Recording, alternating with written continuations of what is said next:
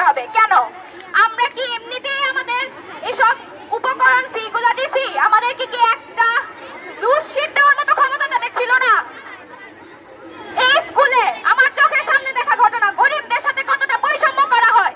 গরিবরা টাকা নিয়ে যদি বলে যে আমি বেতনটা একটু পরে দিব, পুরো বেতন দেওয়ার কথাই তারা বলছে। কিন্তু স্কুলে কোনো ভালো স্যানিটারি ব্যবস্থা নাই। স্কুলের বাথরুমের ছিটকেরি ভাঙা, লাইট নাই। এখানে একটা প্রাইভেসির ব্যাপার আছে, তাই না? একটা গার্লস স্কুলে কেন এরকম থাকবে? আরো নানা ধরনের সমস্যা আমাদের স্কুলে। গরিবদের জন্য থার্মেক্স গ্রুপ থেকে 50 লক্ষ টাকা অনুদান দেওয়া হয়েছে, যে টাকার কোনো খবর কোনো হদিস আমরা জানি না। অনেকে তো এইরকম টাকা যে অনুদান দেওয়া হয়েছে সেটার কথা শুনেই নাই। গরিবদেরকে অনুদানের জন্য টাকা, সেগুলো তো তারা আত্মসাৎ করছে। উল্টা আরো গরিবরা যদি ফুল বেতন দেওয়ার কথা বললেও একটু সময় চাই, সেটা তারা দিতে রাজি না। সবকিছুর বিচার চাই, আমরা সবকিছুর উত্তর চাই। সর্বশেষে আমাদের কোনো এইগুলো আমাদের কোনো দাবি না, এগুলো হচ্ছে কারণ। আর আমাদের দাবি হচ্ছে একটাই, আমরা প্রধান শিক্ষকের পদত্যাগ চাই। আমরা বিপর্যয়ের পদত্যাগ চাই। আমার দাবি বিপর্যয়ের পদত্যাগ। বিপর্যয়ের পদত্যাগ। সবার দাবি এক। ভেঙে দাও, ঘুরিয়ে দাও। বিপর্যয়ের কালো হাত। ভেঙে দাও, ঘুরিয়ে দাও। বিপর্যয়ের কালো হাত। বিপর্যয়ের কালো হাত। ঠাঁই নেই। ঠাঁই নেই। স্কুলের ঠাঁই নেই। বৈষম্যের ঠাঁই নেই। আমার শোনার বাংলায় লেগেছে, লেগেছে। লেগেছে। লেগেছে, লেগেছে। লেগেছে। বৈষম্যের ঠাঁই নেই।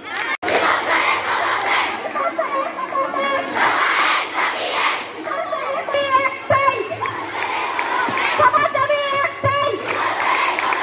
সবার দাবি একটাই। দুর্নীতির বিরুদ্ধে। দুর্নীতির বিরুদ্ধে।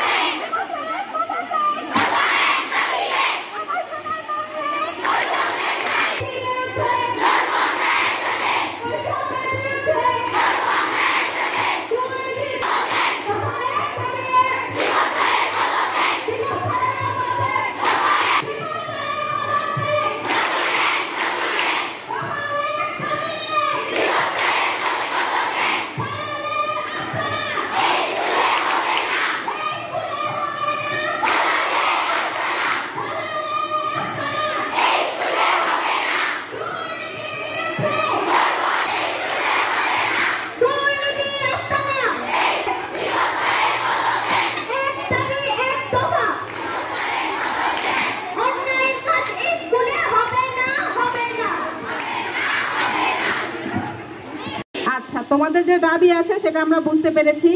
সবাই কথা বললে তো আমরা বুঝতে পারবো না। তোমাদের পক্ষ থেকে একজন বা দুইজন নির্ধারণ করো যারা পুরো বিষয়টা বলতে পারবে যে তোমরা কি চাচ্ছ, কেন চাচ্ছ। একজন বা দুইজন করে আমি শুধু জাস্ট মেইন কথাগুলো দিয়ে শুরু করতে চাই। আমাদের স্কুলে বিগত কয়েক বছর, অনেক বছর থেকেই অনেক ধরনের দুর্নীতি হয়ে আসতেছে। এটার মধ্যে অনেক অনেক দুর্নীতি আছে যেগুলো আসলে আমি একা বলে শেষ করতে পারবো না। তাও কয়েকটা যে মূল জিনিস আছে সেগুলো আমি তোমাদের সামনে তুলে ধরার চেষ্টা করব। এর মধ্যে একটা হচ্ছে প্রত্যেক বছর আমাদের কাছ থেকে বেতনের সাথে অতিরিক্ত 300 টাকা নেওয়া হয়, যেটা রসিদ বইয়ে কোনো হিসাব থাকে না। হিসাবের কথা জানতে চাইলে শিক্ষক বৃন্দরা বলেন যে এটা বিভিন্ন খাতে ব্যয় হয়।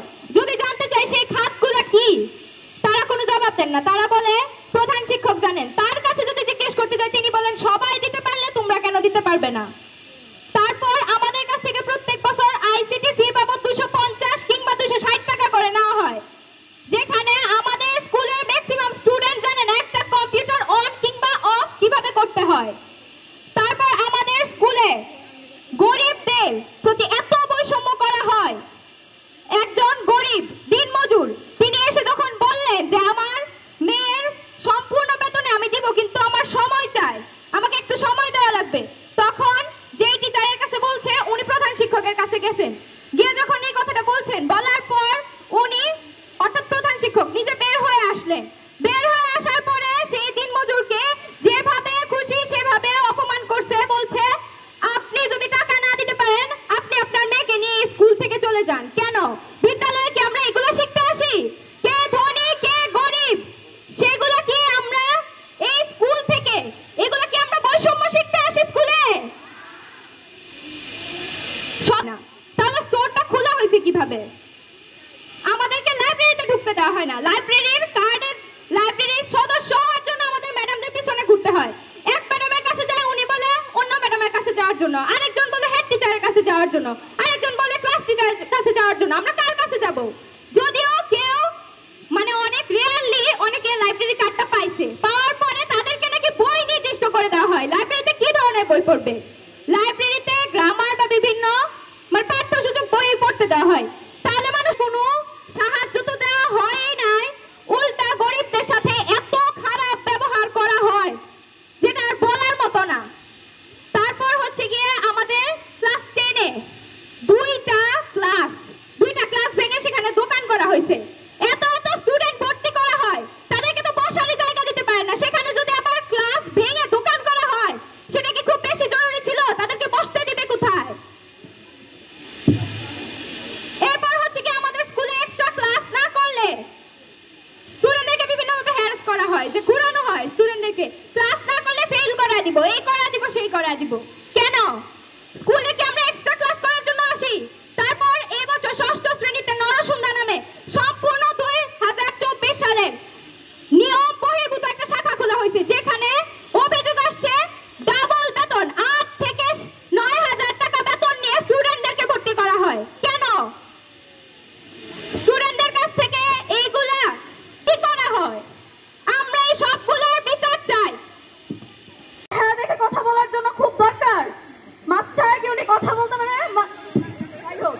উনি আমাদের মানে জরিমানা মওকুফ করতে রাজি না। আমাদের স্কুলে বাথরুম বন্ধ করে রেখে দেওয়া হয়েছে। কেন? স্টুডেন্টরা কি টয়লেট ইউজ করতে পারবে না? মেয়েদের তো আরো অনেক দরকার টয়লেটের। মেয়েদের পিরিয়ড হয় মাসিক।